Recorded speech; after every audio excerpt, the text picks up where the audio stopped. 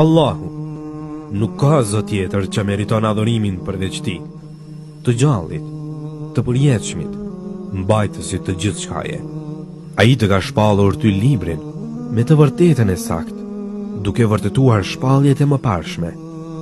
Ai ka zbritur Teuratin dhe Ungjillin, më parë si udhërrëfyes për njerëzit dhe ka zbritur edhe dalluesin e së vërtetës nga e pavërteta. Ata që nuk besojnë shpalljet e Allahut i pret dënim i ashpër. Allahu është i plotfuqishëm dhe i Zoti për shpagim. Padyshim, Allahut nuk i fshihet asgjë në tokë dhe as në qiell. Ai u formon në mitër ashtu siç dëshiron vetë. S'ka zot tjetër që meriton të adhurohet përveç Tij, të plotfuqishmit, të urtit. Është ai që të ka shpallur ty librin, disa vargje të cilit janë të qarta me kuptim të drejtë për drejtë. Ato janë themelet e librit, kurse disa vargje të tjera janë krejtësisht të qarta me kuptime alegorike. Ata, zemrat e të cileve priren nga e pavërteta, ndjekin vargjet më pak të qarta, duke kërkuar të krijojnë pështjellim dhe duke kërkuar të i komentojnë sipas dëshirës së vet. Por kuptimin e tyre të vërtet e di vetëm Allahu. Ndërsa ata që janë thelluar në dieni thonë, ne i besojmë Kur'anit, të gjitha këto vargje të qarta e alegorike janë nga Zoti ynë. Këtë e kuptojnë vetëm mendarët.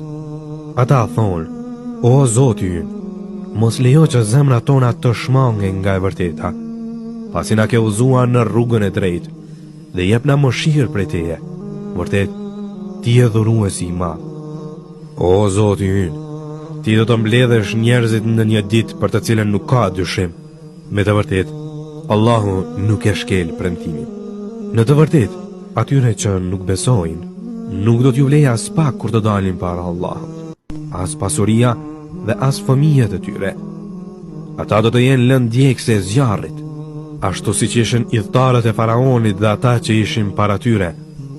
Ata i quajtën gënjeshtra shenja tona. Prandaj, Allahu i përlau ata gjunahet që bën. Allahu është i rrep në ndëshkim. Thua ju, o Muhammed, atyre që mohuan, ju do të mposhteni dhe do të të boheni në xhehenem.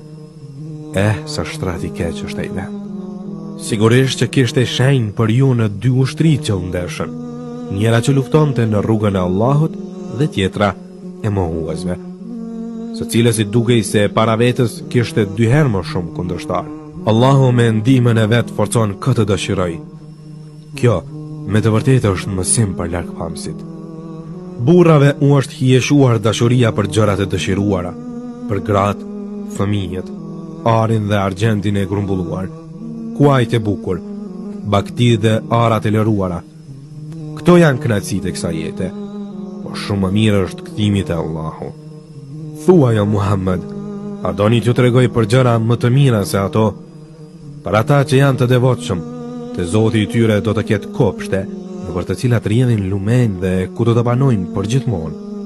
Aty do të kenë bashkëshorte të pastra dhe kënaqësi nga Allahu. Allahu i vrojton robërit e vet, që thonë, Zoti ynë, me të vërtet kemi besuar, andaj na i fal gjunahet tona dhe na ruaj nga dënimi i zjarrit.